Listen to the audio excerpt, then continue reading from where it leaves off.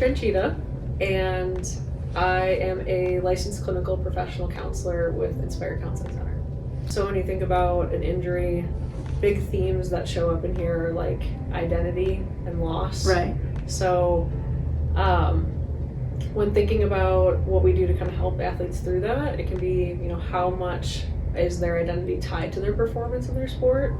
And lots of times, the more that someone has that integrated, the harder it hits when they get injured. It is a massive hit to their identity as far as like someone might use their sport to cope primarily. So even dealing with other stressors in life, like their sport is like the place where they get relief and they can feel better with navigating their day. I'm Jude Eliacin, and I'm a school social worker.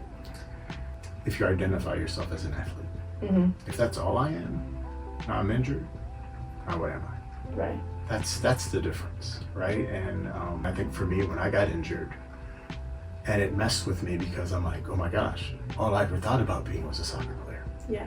I had nothing else. Right. I didn't think I could do anything else. What else am I good at, right? Soccer is all that I'm good at. And then I ended up working in residential, and within like 6 months, my supervisor's like, you're really good at this. I'm like, good at what?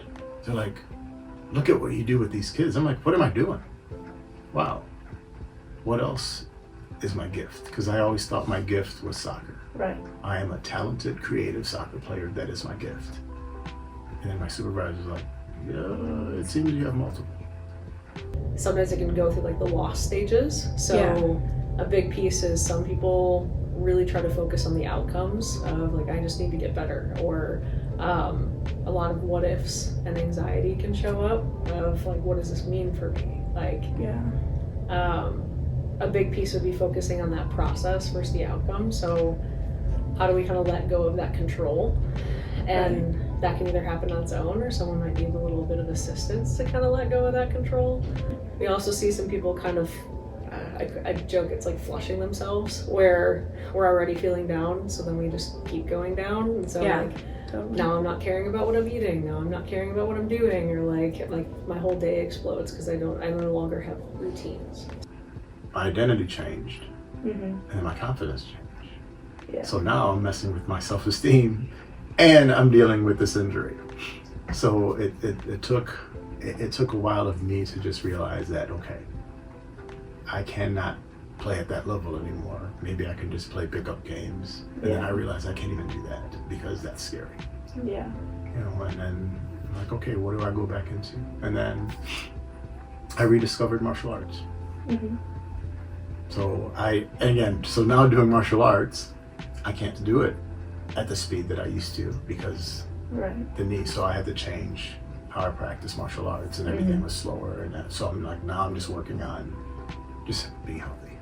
Yeah. So when we think about pivoting, while they're injured, it can be, focused either within that sport. So like, I can't necessarily do the running aspect of this, but I can mentally practice over here, right? Or I can focus on leadership or relationships or things like that, which can be really helpful. It can feel so isolating because, especially with my injury, having the stress fracture in my femur, I'm on crutches, but like I can't just like use the crutches how they're being used. Like I had to physically step with the crutches because you still needed that little bit of pressure to help it grow.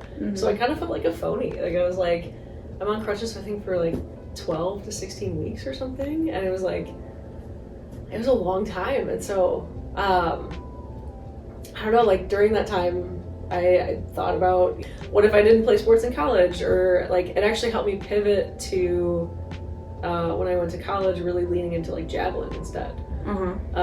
Just because volleyball, like while I enjoyed it, it didn't necessarily have the same spark that I have for it when I did before.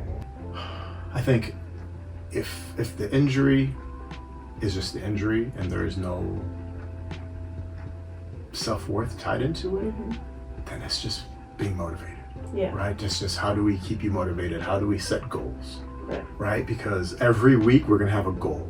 We're not gonna focus on what's gonna happen and I need to get here in 6 months. No. What do we do every day? So that we get healthy.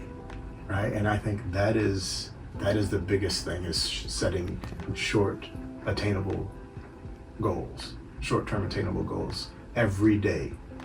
so that your spirits stay up, right? Because if you just focus in the moment, that keeps you motivated. But now, if we're talking about how the identity into the sport ties in, and now that I'm injured, and I have to mourn this possible loss that I may never get back to where I was, now we're talking about therapy. Yeah. Because if you're injured, performance changes. Right. And now if this injury is something that I can't go back to a top form with, I might not be able to compete ever. And now I have to mourn a huge part of my life that's been sitting there forever that I had dreams for. Yeah. Now how do I mourn this dream?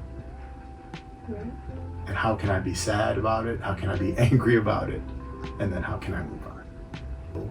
Now I coach. Right? I coach and I can share my knowledge and experience and creativity and try to help kids develop that. So that took time, right? That took time because I had to deal with how I feel first and get rid of my anger first and sadness before I can go share.